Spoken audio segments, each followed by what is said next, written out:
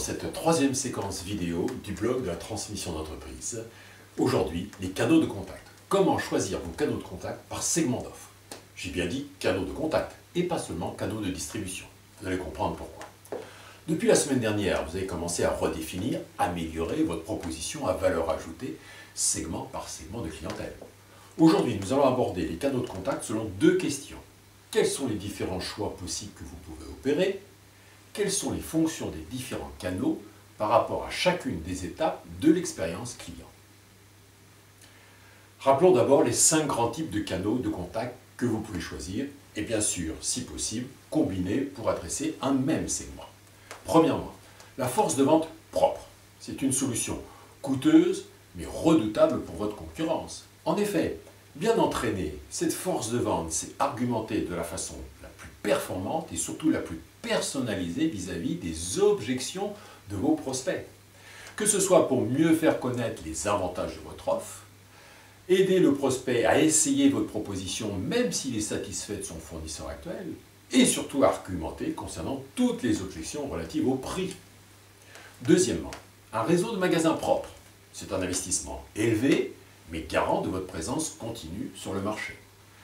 Même si la vente en ligne a le vent en poupe, toutes les grandes marques ont compris l'intérêt de posséder leur propre réseau de magasins. L'effet d'image est sans commune mesure par rapport à la simple publicité, et la maîtrise de la relation client y gagne énormément. Ceci est essentiellement vrai du marché grand public, le B2C. Il suffit de citer des marques mondialement connues comme Apple ou Nespresso, qui sont venus à créer de véritables magasins cathédrales d'accueil et de conseil après avoir réalisé leur développement avec des partenaires de distribution et même au début de la vente en ligne. Alors, si vous n'êtes pas dans le marché grand public, ces deux types de canaux de contact se déclinent aussi bien pour le marché business to business, à savoir un réseau de magasins partenaires dont l'image professionnelle est forte dans son secteur. Il en est ainsi de toutes les filières de distribution de matériel et équipements techniques, grossistes en électricité, chauffage, bâtiment, qui assurent l'interface entre les fabricants et les professionnels pour la mise en œuvre de ces produits sur le terrain. À ces distributeurs d'entretenir une relation forte avec leurs clients, votre client final, et de promouvoir votre offre pour sa qualité et toute l'animation commerciale que vous leur mettez à disposition. Quatrièmement, une force commerciale partenaire, celle de votre distributeur, qui joue le même rôle que ferait votre propre force de vente. Ainsi, les enseignes fortes de grossistes ont leur propre force de prescription auprès de grands clients. Certes, ils représentent plusieurs marques, dont la vôtre. À vous de vous positionner comme un pilier de la profession pour qu'ils fassent des efforts particuliers pour promouvoir votre offre, concours de vente, challenge client. Et enfin, 5e canal, la vente à distance. Téléphone, correspondance, Internet est un canal qui concerne aujourd'hui aussi bien le B2C que le B2B. La vente correspondance date de l'après-guerre.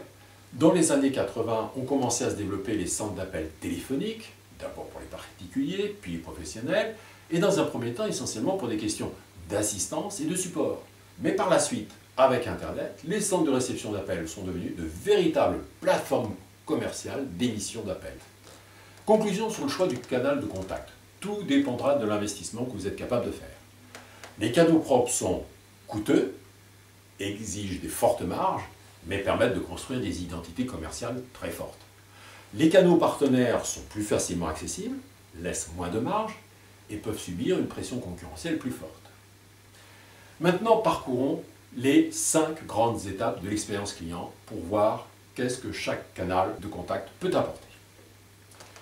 Premièrement, le premier objectif, percevoir votre offre dans l'océan de propositions du marché. Tous les canaux peuvent y contribuer. N'oubliez pas qu'il faut raisonner segment par segment. Le choix qui est facile pour un segment n'est pas forcément le même pour d'autres segments récemment investis par vous. Vos canaux internes, force de vente, magasins propres, peuvent bien sûr y contribuer. Mais tout dépendra de votre part de marché et donc de votre visibilité par rapport à vos cibles. Il en est de même des canaux indirects, vos partenaires. Ils peuvent dans un premier temps vous permettre d'avoir une meilleure exposition sur le marché compte tenu de leur propre visibilité dans la profession concernée. Deuxième objectif, deuxième étape, pouvoir comparer votre proposition à celle de la concurrence. C'est une question délicate, car un canal interne va toujours démontrer au client que la concurrence est globalement inférieure. Par contre, l'exercice peut être crédible grâce à des canaux partenaires qui par définition représente plusieurs marques. Cependant, en tant que fournisseur de ce partenaire de distribution, vous ne maîtrisez pas réellement toutes ces préconisations. C'est là que le canal Internet est devenu un puissant canal de comparaison, puisque le prospect peut, en toute neutralité, apprécier les argumentaires des différents fournisseurs et sans subir d'influence particulière. Troisième objectif, troisième étape, accéder physiquement à votre offre de produit pour l'essayer, l'acheter. Il est évident que rien ne vaudra des points d'accueil physiques, qu'ils soient possédés en interne ou via des partenaires. Néanmoins, les présentations de produits-services sur Internet, par l'introduction de courtes séquences vidéo, comme celle-ci, ont permis de réels progrès pour se faire une idée des fonctionnalités et des principaux usages du produit. Regardez les exemples concernant l'hôtellerie, les produits du second œuvre du bâtiment, la présentation de produits électroniques, les essais logiciels gratuits. Quatrième objectif, quatrième étape, obtenir 24 heures sur 24 le support, l'assistance pour bien utiliser votre produit-service. Si ce n'est 24 heures sur 24, du moins avec des amplitudes horaires très larges, qui correspondent à l'utilisation courante du produit par votre client. Ce service peut être réalisé à grande partie à distance. C'est ce qu'a lancé les centres d'appels téléphoniques de type 8h-22h depuis longtemps. Et depuis les années 2000, Internet a permis de s'affranchir de ces contraintes horaires et surtout d'automatiser les réponses à 80% sur toutes les questions posées par les clients et sinon de saisir toute question particulière. Cinquième objectif, cinquième étape, trouver instantanément la solution de réparation, remplacement ou changement de votre produit. Ce dernier besoin dans le cycle de l'expérience client fait souvent appel aujourd'hui à la combinaison de deux canaux. L'un physique pour la remise ou enlèvement d'un produit, parfois remplacé par un transporteur, et l'autre à distance, téléphone, Internet, pour planifier la prise en charge et réaliser le processus administratif. Illustrons cette approche par 5 exemples diversifiés. Un prestataire de services industriels sur mesure à l'industrie lourde. Quelle est l'idée?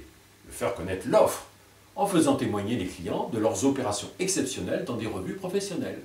Donc le canal partenaire et la presse professionnelle. Car dans ce cas, le taux de recommandation est essentiel pour donner confiance à un industriel de choisir un intervenant efficace et sécurisant alors que ce choix se fait rarement. Deuxièmement, l'éditeur de logiciels pour clientèle médicale spécialisée, du B2B.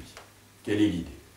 Permettre la comparaison entre éditeurs de logiciels de façon à rendre vos plus gros clients prescripteurs de la solution en créant des groupements d'achat. Le canal est donc la force de vente interne.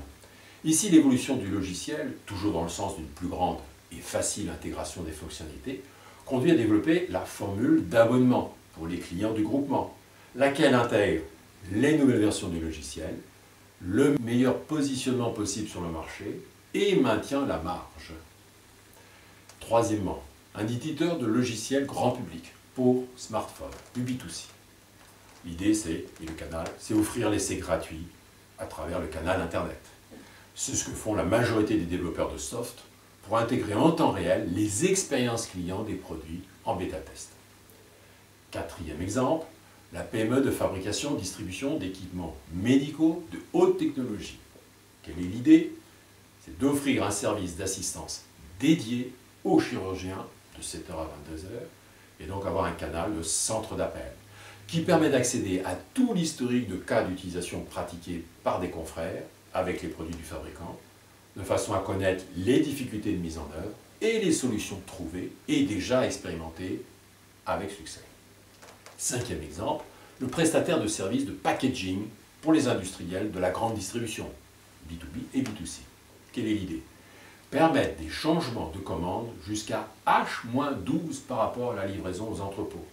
Il faut un canal direct client, administration commerciale, atelier de fabrication. Les acteurs de la grande distribution travaillent en flux tendu. Et l'atelier de fabrication, à proximité, dispose d'équipements en surcapacité pour répondre à la demande. Voilà pour aujourd'hui. Les canaux de contact. La semaine prochaine, 4e chapitre, la relation client. Merci pour votre attention. À bientôt. Jacques Jourdan.